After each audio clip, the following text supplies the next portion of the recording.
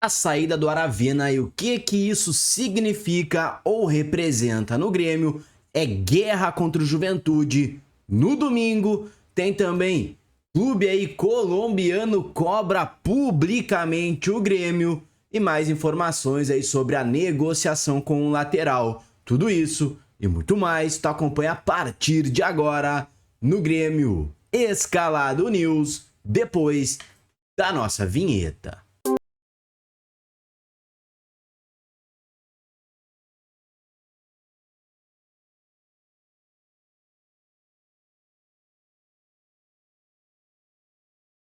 Bom, pessoal, a Aravena é o 19º jogador a deixar o Grêmio na atual gestão. E, bom, isso é uma limpeza, é um desmonte, é uma reformulação de elenco. Vamos entender o que isso representa para o nosso tricolor. Bom, a Aravena está, de fato, sendo negociado com o Portland Timbers da Major League Soccer, no empréstimo com uma opção de compra, o que pode virar obrigação de compra, aliás, se ele bater algumas metas de jogos estipulado em contrato. Então, o Aravena deixa Porto Alegre, vai jogar na Major League Soccer, e eu torço muito pro Aravena dar certo lá, assim o clube, né, norte-americano compra o jogador do Grêmio. Bom, internamente a ideia é muito simples, se ele atuar com uma porcentagem relevante de partidas, o Portland vai ter que comprá-lo por cerca de 1,5 milhões de dólares, ali um percentual do atleta, talvez o Grêmio mantenha 20% aí numa futura venda. Bom, olhando de um modo geral, o Grêmio levaria um prejuízo visto que pagou pelo jogador, mas também, né,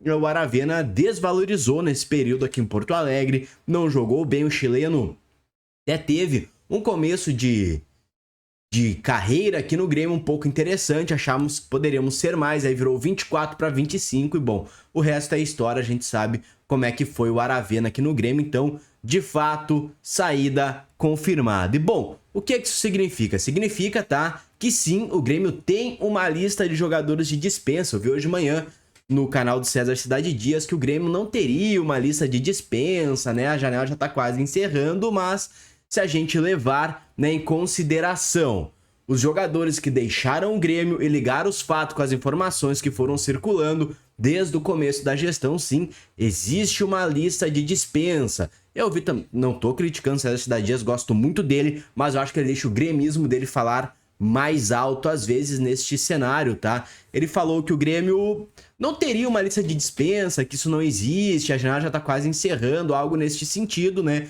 Mas vamos ser sinceros, não é que é uma lista de dispensa de jogadores descartáveis. São jogadores que a direção entende que, de certa forma, não estarão no projeto do Grêmio. Se pintar negócio, não vão fazer, né, aquele famoso jogo duro para liberar. Então, olhando para esse lado, eu concordo, tem a lista de dispensa sim, tá? A gente não pode fechar os olhos para isso. E faz parte de uma reformulação de uma equipe, de uma equipe que está reestruturando, começando um novo trabalho, tem que ter essa limpa para novos jogadores chegarem, né? Ainda mais jogadores gringos, como é o caso do Aravena, o Cristaldo e o Cuellar, que a gente sabe que estão sim nessa lista de negociáveis, mas isso nada muda o fato que temos decisão no domingo contra o Juventude. Vamos falar sobre isso a partir de agora, mas antes eu quero a tua opinião. O que tu achou da série do Aravena? Tu acha que tem essa lista de dispensa aí no Grêmio, ou tu acha que o César Cidade Dias está certo e a direção não trabalha com nomes para deixar o clube? Bom,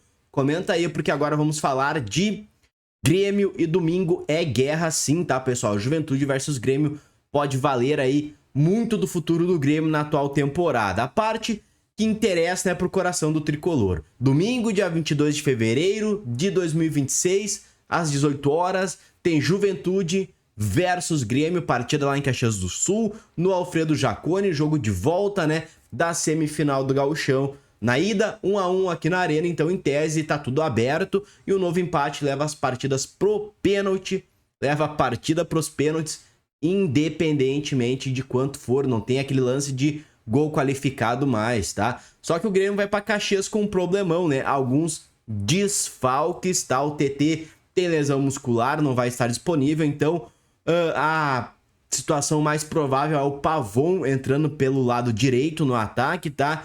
E aí a projeção que pode virar, né, uma dor de cabeça pro Luiz Castro. Sem TT, como eu disse, a tendência é que Pavon jogue ali pela ponta direita, até aí tudo certo. Pavon é natural daquele setor, então é natural que ele comece o jogo, tá? Só que se o Pavon sobe, antes que a gente tinha, né, a tendência de jogar como lateral, Marcos Rocha ou João Pedro vão estar ali, né, fazendo aquele enfrentamento para ver quem vai jogar, tá? Bom, eu prefiro, tá, o João Pedro. Se falarmos ali...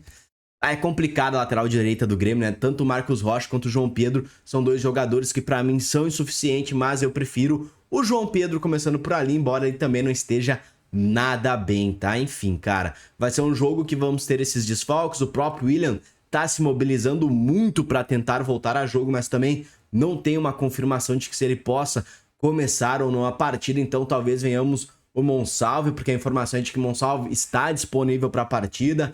Ele que se recuperou de uma lesão, então pode estar, né, jogando aí contra o Juventude. Bom, cara, é guerra. O Grêmio tá se mobilizando internamente. Também foi uma informação que eu vi no César Cidade Dias. O Grêmio tem uma mobilização forte internamente para essa partida. Jogadores procurando técnico, enfim, procurando diretoria, todo mundo junto, porque entende que vencer o Juventude e ir para a final do Gauchão é muito importante para dar moral pro técnico Luiz Castro, que a gente tem que apoiar com todas as nossas forças aqui. Eu vi muito terra arrasada, enfim, diversos, né, influenciadores do Grêmio, jornais, enfim, muito terra arrasada com o trabalho do Luiz Castro. É algo que eu não fiz aqui, tá? Eu sempre blindei o treinador, entendo da fase ruim, do início não tão bom, mas também entendo que é um processo. Então, aqui neste canal você não vai ver críticas ao Luiz Castro de forma azerbada, tá claro?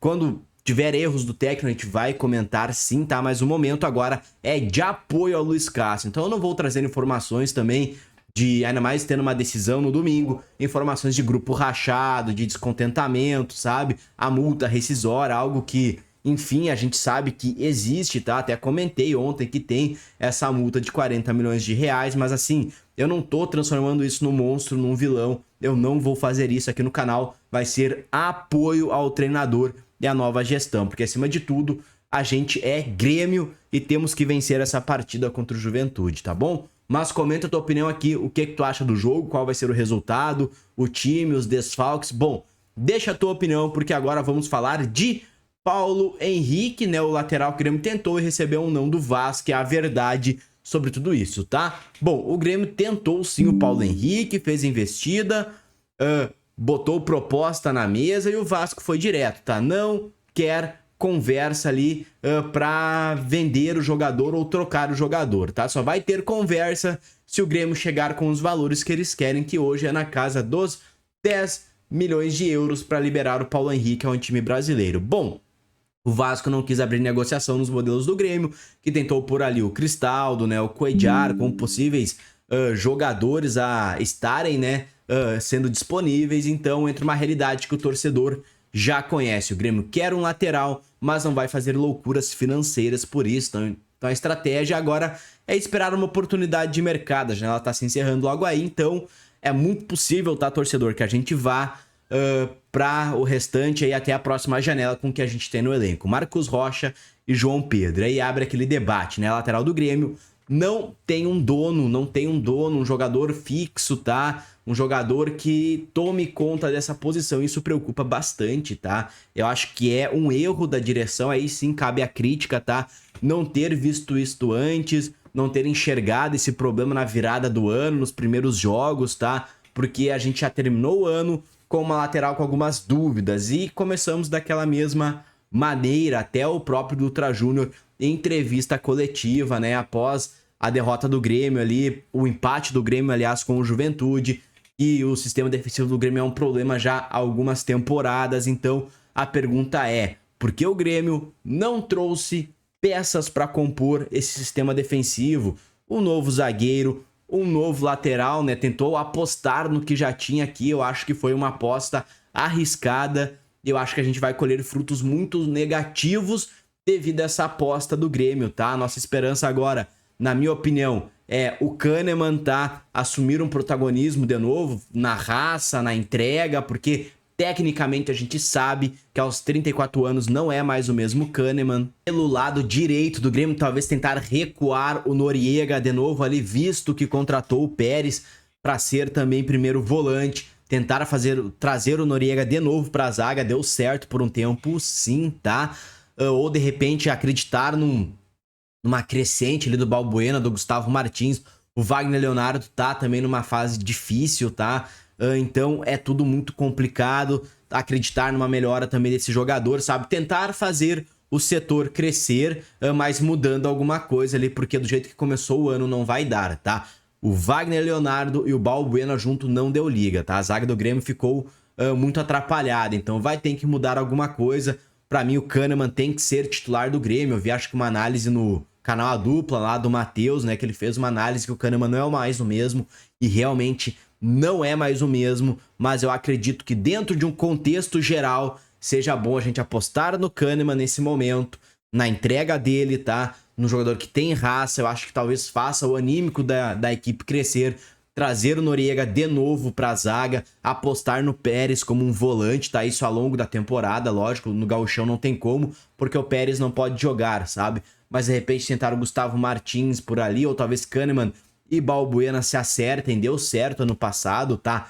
Na lateral direita, fazer o rodízio com João Pedro, Marcos Rocha, talvez o garoto da base tá ali como terceira opção, me fugiu o nome dele agora, tentar dar alguns minutos para ele, né, para de repente ele assumir um protagonismo, assim como foi com o Wanderson, né, que subiu da base, deu muito certo, com o próprio Igor Serrote, que não era um primor, mas, né, cumpriu bem um papel ali um tempo. Então, acho que o Grêmio vai ter que ser, então, criativo com o que tem dentro do elenco, tentar fazer um rodízio, mudar algumas peças, arrumar esse sistema defensivo, talvez o Peres traga, né, essa confiança ali, não tem como a gente cravar, mas, né, na raça, na entrega, ele como um primeiro volante, puxar o Noriega para a zaga. Bom, o Grêmio vai ter que fazer mudanças com o que tem dentro do elenco, porque do mercado eu acredito que não vai chegar reforços, tá, para o sistema defensivo. Comenta a tua opinião, eu quero saber o que tu pensa aqui embaixo. Quem deve ser o teu sistema defensivo, os laterais, os zagueiros e, enfim, o primeiro volante. Como tu armaria essa defesa do Grêmio, eu quero saber aqui embaixo, tá bom?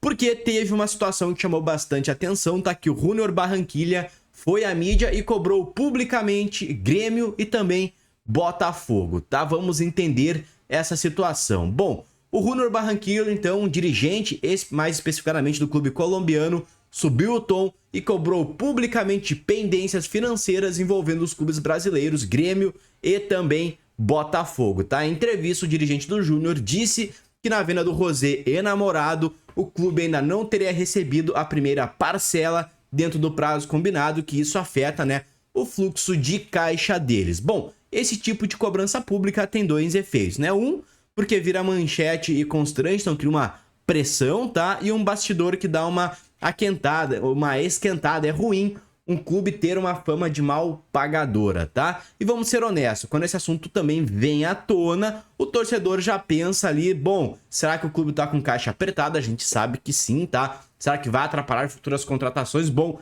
isso eu acredito que não. Bom, será que vira disputa jurídica? Bom, aí pode complicar pro Grêmio, enfim, transfer ban, tudo que a gente sabe que envolve, né, um não pagamento. Eu acredito que o Grêmio vai pagar esta fatia, tá? É um pagamento parcelado, talvez o Grêmio tenha tido algum problema de fluxo de caixa, né? A gente sabe que estamos sem patrocinador a Master, né? Enfim, alguns detalhes. Eu acredito que muito em breve o clube deposite esse valor, tá? O Grêmio não vai acabar sofrendo um transfer ban, isso é o que eu penso, não vai dar um calote lá na equipe colombiana. Eu acho que isso vai se acertar da melhor maneira possível. O Grêmio, inclusive, já deve ter respondido internamente a equipe colombiana dando um novo prazo, tá? Talvez até já tenha sido pago neste momento. Vamos ficar atentos, né, a esse tipo de situação, porque pode complicar aí o futuro do Grêmio, né, numa próxima janela, enfim, proibindo inclusive o Grêmio de inscrever novos jogadores por transfer ban, tá? Mas comenta a tua opinião aqui embaixo, o que que tu pensa disso. Bom, deixa aí a tua opinião. Por hoje é só. Grêmio Escalado News tá chegando ao fim a qualquer momento. Eu tô de volta com novas informações do Grêmio.